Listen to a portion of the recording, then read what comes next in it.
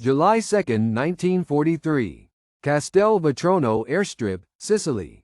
The pilot of the Faller Wolf 190 did not notice the P-40 Warhawk descending from above until bullets from its machine guns ripped through his plane's fuselage, causing his aircraft to spiral down into the Sicilian landscape below. First Lieutenant Charles B. Hall, aged 22, hailing from Brazil, Indiana, had just achieved what German Luftwaffe leadership considered inconceivable.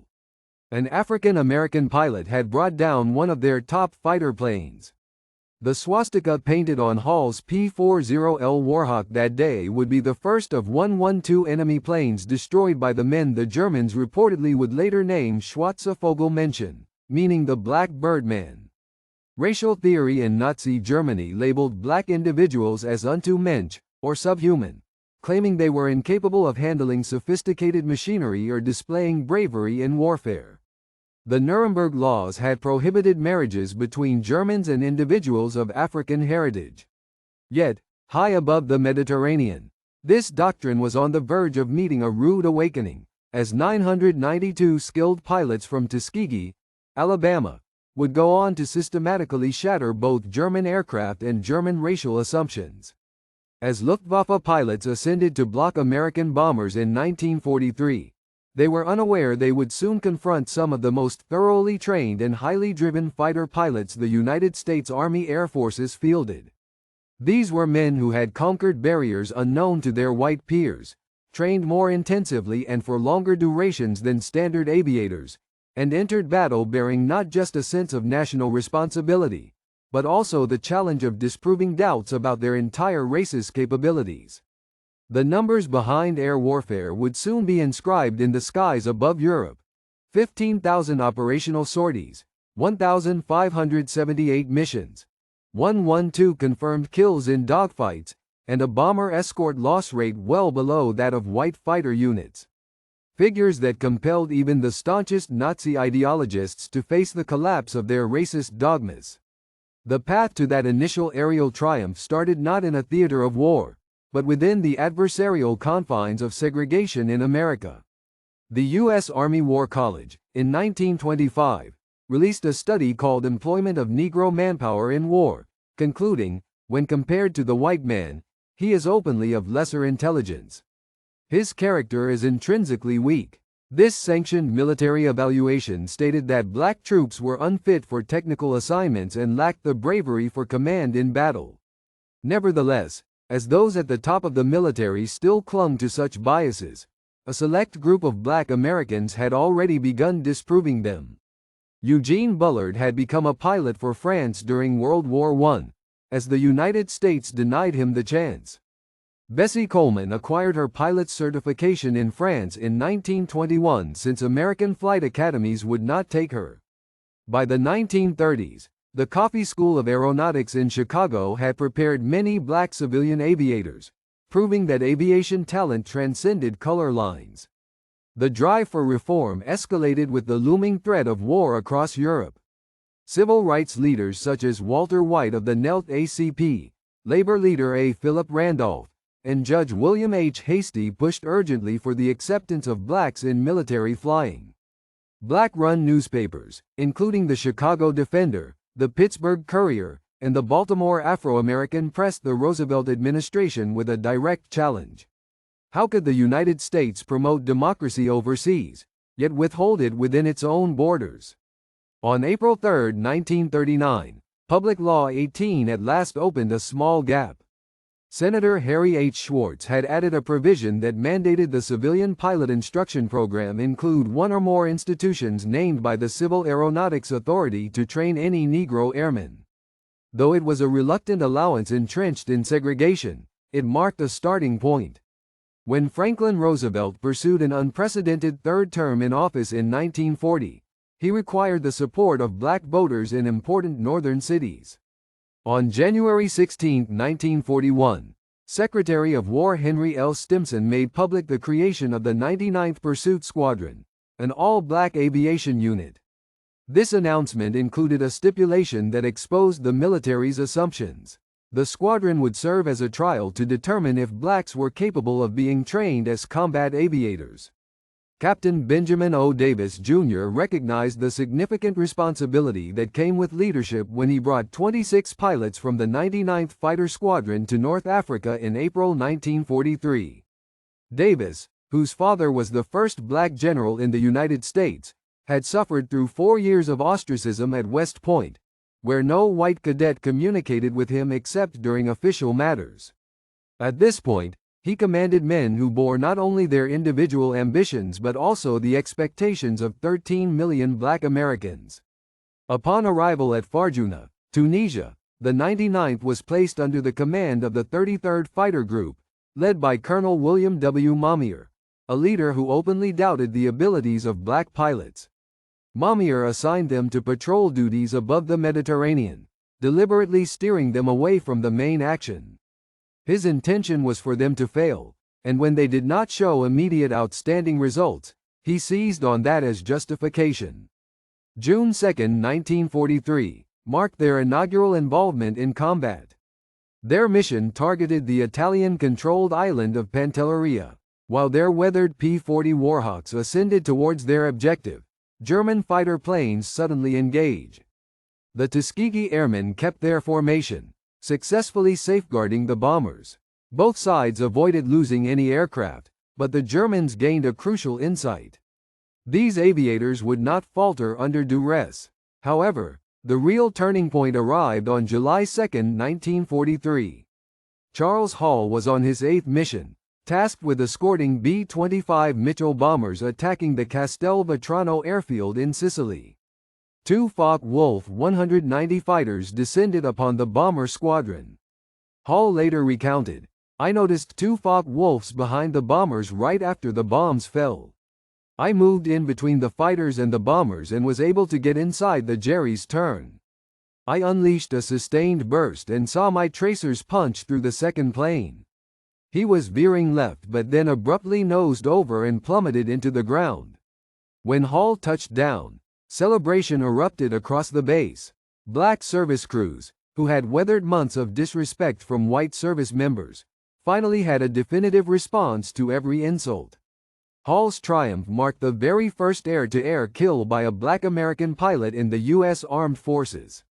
By January 1944, the 99th Fighter Squadron had participated in 7 months of battle, but Colonel Mamier had submitted a harsh report alleging they lacked aggression and advising their removal from active duty. This assessment reached General Henry Hap Arnold, prompting him to consider terminating the experiment. Then came the battle at Anzio. On January 27, 1944, the Luftwaffe mounted sizable attacks on Allied troops at the Anzio beachhead. 15 pilots from the 99th, flying outdated P-40s, confronted advanced Focke-Wulf 190s in the air above the battlefield. What happened next would silence detractors permanently. The 99th managed to down several enemy planes. Accounts differ, citing between 8 and 13 enemy losses over 2 days.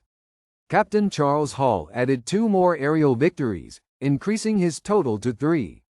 In just 2 days, flying inferior aircraft, they had destroyed more enemy planes than they had in their prior 7 months of fighting.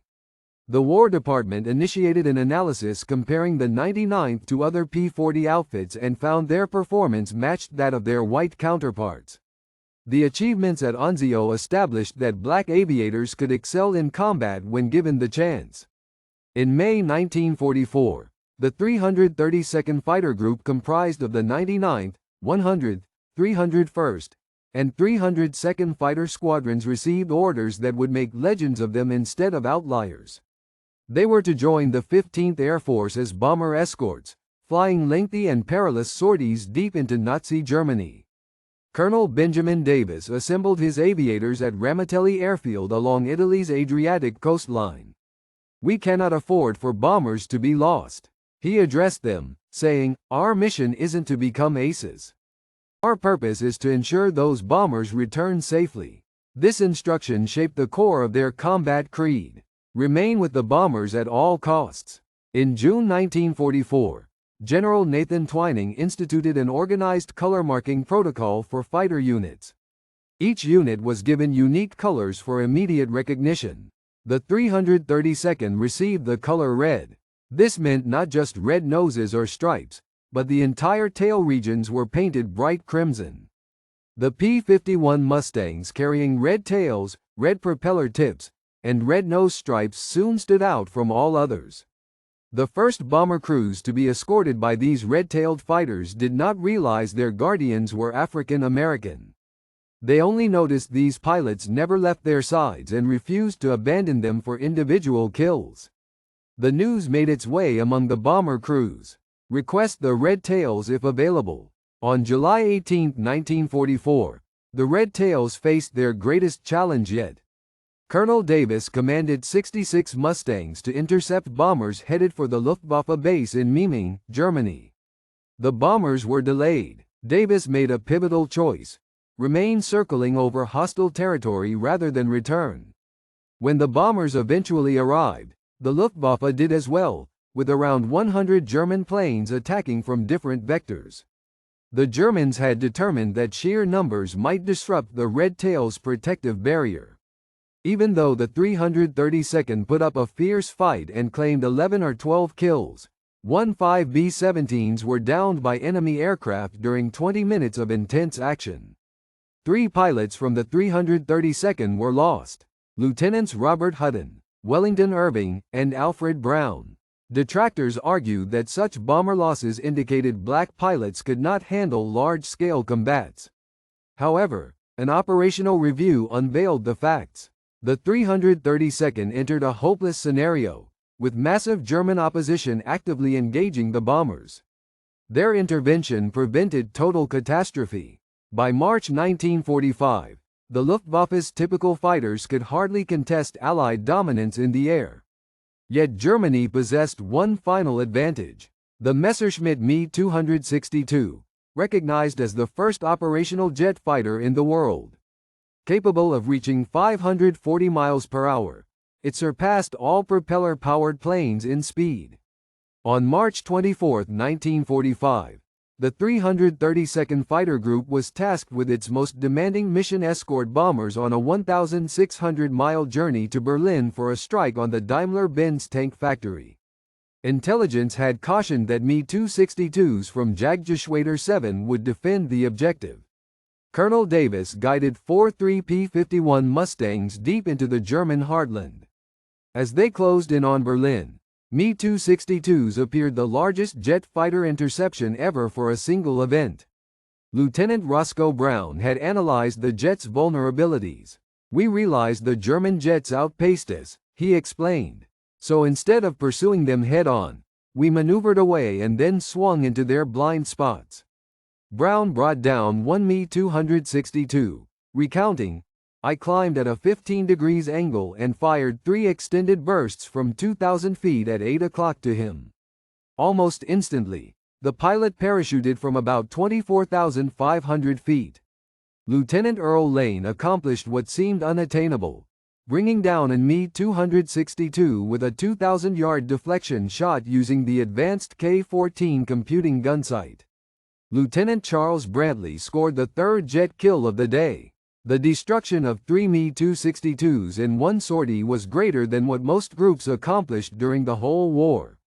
The Red Tails on this occasion surpassed all prior American Me-262 kills combined in just a single afternoon.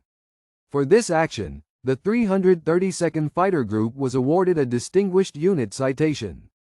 Not every encounter between Tuskegee aviators and German forces ended successfully. 32 pilots became prisoners of war, and their stories revealed the complex relationship between Nazi principles and actual military conditions. Lieutenant Alexander Jefferson was brought down on August 12, 1944, during his 19th sortie. His P-51 was struck by flak over southern France while strafing radar stations. During his interrogation, the German officer was extremely well informed about the 332nd Fighter Group. The interrogator knew about Ramitelli Airfield, details about our squadron leaders, and even information about my family's house in Detroit, Jefferson remembered. He was aware that my father was a teacher and knew my mother's maiden name. Their intelligence was frighteningly complete. Inside Stalag Luft 3, Jefferson saw he was treated the same as any other American officer. White pals from bomber units frequently sought him out to express their appreciation for the red tail fighter escorts.